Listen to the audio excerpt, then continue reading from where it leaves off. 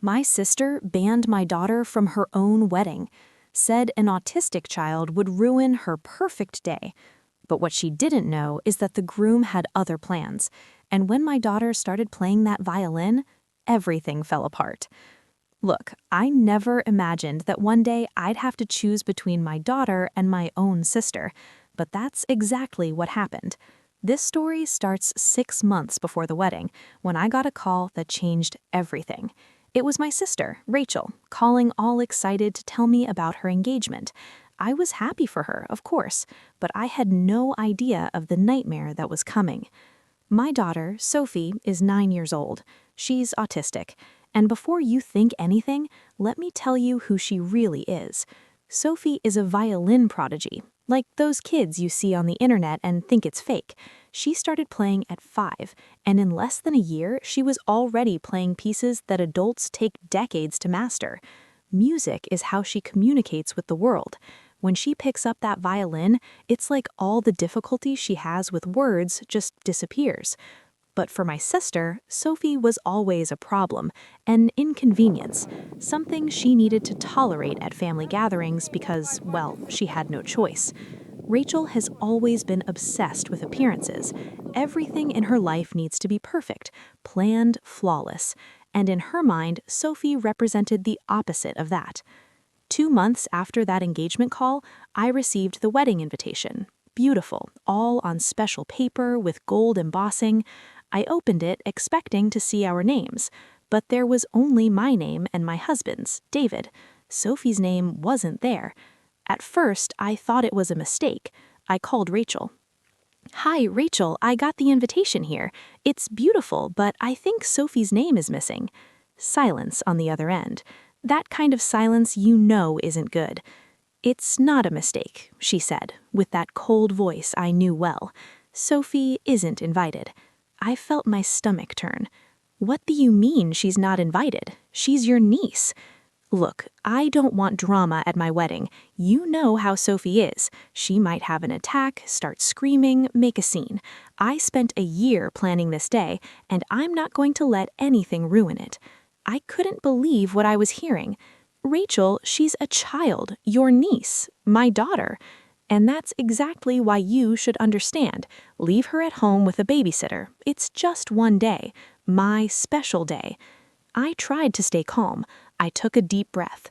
"Sophie isn't a dog we leave at home when it's inconvenient. She's part of our family, and she has as much right to be there as anyone else." "Then you're not coming," Rachel responded, just like that. "If you can't come without her, don't come. I'm not going to compromise my vision for this wedding."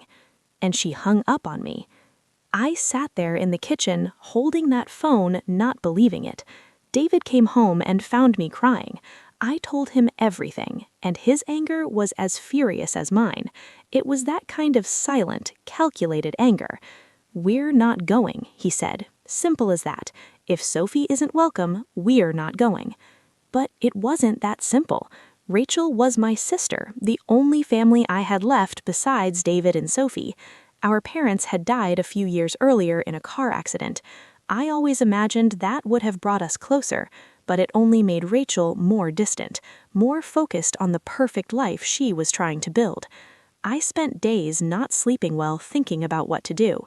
Part of me wanted to simply cut ties with Rachel, but another part, that part that still remembered when we were kids and she protected me on the playground, that part couldn't give up on her. That's when I met Marcus, Rachel's fiancé. He showed up at my house a week after that horrible call. I didn't even know he had my address.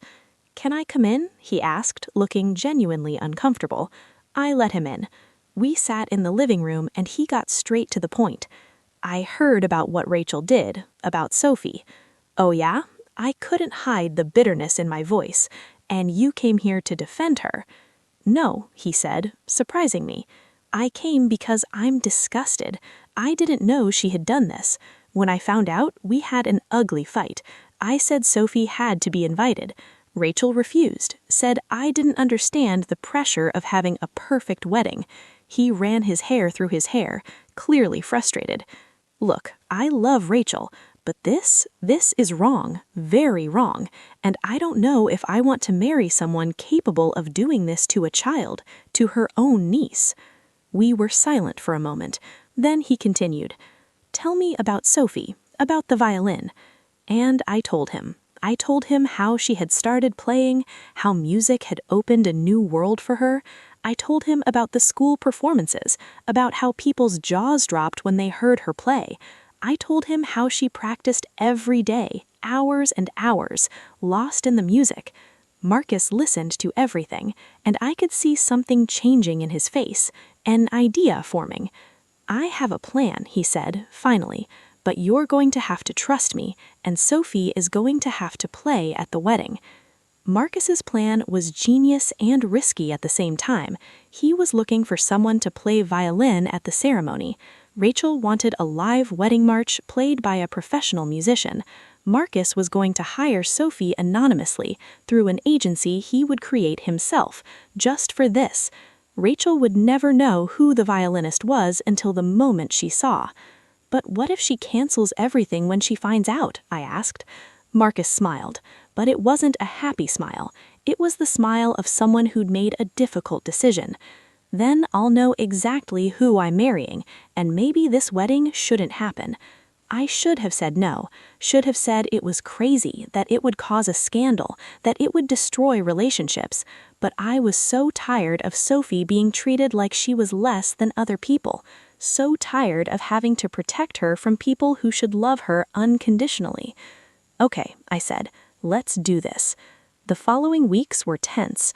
Rachel called me a few times trying to convince me to go to the wedding without Sophie. She even offered to pay for a luxury babysitter, as if that solved anything. I refused every time, said we were a complete package. All three of us, or none of us, would go. "You're being selfish," she yelled on one of the calls. "This is about me, not about you or Sophie."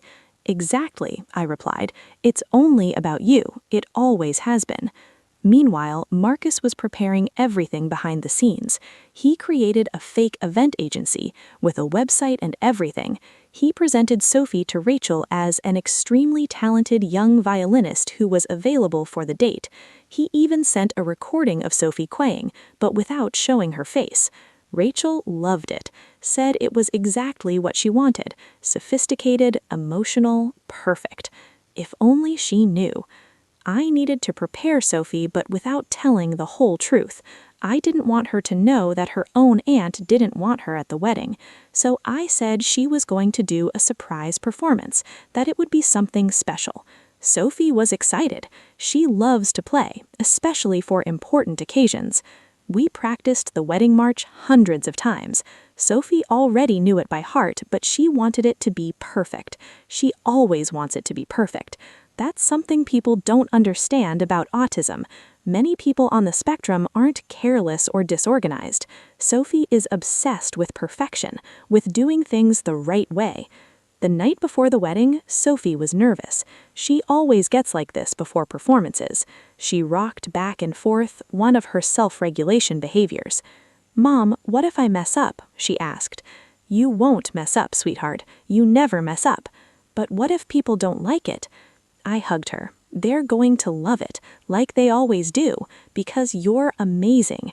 David was quiet, watching the two of us. He had been against the plan from the beginning, thinking it was cruel to put Sophie in this situation, but he also understood why we were doing this. Someone needed to show Rachel what she was missing, what she was rejecting. The wedding day arrived. It was a Saturday in September with a perfect blue sky and a gentle breeze. Of course it was perfect. Rachel wouldn't accept anything less than that. The wedding was at an absurdly expensive venue, a historic garden with fountains and statues, everything decorated in white and gold. Must have cost a fortune. We arrived early because Sophie needed to get ready. Marcus had arranged everything so she would stay in a separate room away from the guests until the ceremony. Rachel thought the professional violinist was preparing, with no idea who it really was. While helping Sophie get dressed, I was shaking. She looked beautiful in a dark blue dress we bought specially for the occasion. Her hair was pulled back in a bun, and she held the violin like it was the most precious thing in the world. "Are you ready?" I asked. She nodded, but I could see the nervousness in her eyes. David appeared at the door. "The guests are sitting down. Rachel is in the dressing room with no idea about anything." My heart was racing. Part of me still wanted to cancel everything, grab Sophie and leave, but it was too late, and deep down I knew this needed to happen. Marcus came to get Sophie. He knelt in front of her, looking into her eyes. "Sophie, you're going to play the most beautiful music these people have ever heard, and no matter what happens after, you'll know you did something amazing, okay?" Sophie smiled at Marcus. She liked Marcus. He had come to visit her a few weeks in the recent months, always kind, always interested in her music. "Okay," she said. David and I went to our seats. We were sitting in the back, where Rachel couldn't see us easily. Most of the guests were her friends, And then Marcus said the words that changed everything. "If she's not good enough to be at your party, then you're not good enough to be my wife." The entire garden held its breath. Rachel went pale. "What did you say?" "You heard me. I can't marry someone capable of rejecting a child, an innocent child who just wanted to play beautiful music at her aunt's wedding. What kind of person does that, Rachel? What kind of person have you become?" "You're leaving me? Here? In front of everyone?" Rachel's voice was high-pitched, almost hysterical. "No, Rachel, you're leaving us. You left your family long before this day, when you decided that appearances were more important than people, when you decided Sophie was a problem to be hidden instead of a blessing to be celebrated." Rachel looked around at all the guests staring at her. Tears were streaming down her face, ruining the perfect makeup. She opened her mouth to say something, but nothing came out. And then she turned and ran, leaving the garden, leaving everyone behind. Marcus's mother went after her. Some of the guests started whispering. Others simply sat back down in their chairs, in shock. Marcus came over to us. Sophie was still confused, clutching the violin. "Did I do something wrong?" she asked, with that small voice she uses when she's scared. "No, sweetheart," Marcus said, kneeling in front of her again. "You were perfect. The music was perfect. You are perfect." "Then why is Aunt Rachel mad?" How do you explain cruelty to a child? How do you say that some people choose anger instead of love? Aunt Rachel is confused right now, but it's not your fault. It was never your fault. David was beside me, his arm around my shoulders. The three of us stood there, in the middle of that beautiful garden, surrounded by decorations from a wedding that would never happen. Marcus looked at me. "I'm sorry for putting you in this situation. I thought if she saw Sophie, heard her play, maybe something would change, that she would realize what she was doing." "You don't need to apologize," I said. "You did the right thing. The difficult thing, but the right thing." Some guests started leaving, clearly uncomfortable, but others came to talk to us. An older lady, a friend of Marcus's family, held Sophie's hands. "Sweetheart, that was the most beautiful thing I've ever heard. You have a gift from God." A young couple stopped to say they had an autistic son too, and that seeing Sophie there, playing with such confidence, had meant a lot to them. And that's when I realized, this day, which should have been about Rachel's hatred, about her rejection, had become about something much bigger. It had become about showing that children like Sophie deserve to be seen, heard, celebrated. In the following weeks, a lot happened. Rachel tried to save the relationship with Marcus, but it was too late. What he had seen that day, the person she had shown herself to be, was something he couldn't forget. They officially broke up 2 weeks later. Rachel called me once, crying, saying it was all my fault, that I had ruined her life. I let her talk, vent all her anger, and when she finished, I said only one thing. "I hope one day you understand what you lost. Not just Marcus, but Sophie, us, your family." She hung up and I didn't hear from her again. Marcus became part of our life. He comes for dinner once a week, always brings something special for Sophie. He started learning violin just to be able to better understand her world. He'll never be as good as her, but seeing an adult trying, making an effort, means everything to Sophie. And Sophie? She's better than ever. The wedding story spread, and she received invitations to play at events all over the city. People no longer see her as the autistic girl. They see her as Sophie, the amazing violinist. The other day, she asked me about that day in the garden. "Aunt Rachel, why did Aunt Rachel hate me?" My heart squeezed. She didn't hate you, sweetheart. She was just scared. Scared of what? Of things she didn't understand, of different things. Some people have that fear, and they let it turn into anger. Sophie thought about that for a moment. That's sad. It's very sad. But I'm not sad, she said, because I have you and Dad and Marcus and my violin, and that's enough. And she was right. It was more than enough. Sometimes I wonder if I did the right thing, if I should have simply not gone to the wedding, avoided all the drama. But then I remember Sophie's expression when people came to talk to her afterwards, when they said she was talented, special, wonderful. I remember how she held her head a little higher that day. Children like Sophie spend their whole lives being excluded, being treated like burdens, like problems. And yes, raising an autistic child is hard. There are days I cry from frustration, days I don't know what to do. But Sophie isn't a problem to be solved. She's a person to be loved. And if it takes a broken wedding for some people to understand that, then so be it. Rachel made a choice that day. She chose her idea of perfection over her own family, and now she has to live with the consequences of that. I hope sincerely that someday she finds peace, that she realizes perfection isn't a place without flaws, but rather a place full of love, even if messy. Sophie continues playing her violin every day. She still practices for hours, still gets lost in the music, and every time I hear her play, I remember that day in the garden, the way those notes cut through the air, pure and true. That was the most beautiful wedding march any of us had ever heard, not because it was technically perfect, but because it was played with love, with hope, with the innocence of a child who just wanted to do something special. And in the end, it was special, just not in the way anyone expected. If you have someone in your life like Sophie, someone who's different, who doesn't fit the mold, embrace that person, celebrate that person, because it's those differences that make life interesting, that teach us about true love, about real acceptance. And if you're like Rachel, if you put appearances above people, I beg you, rethink that before it's too late.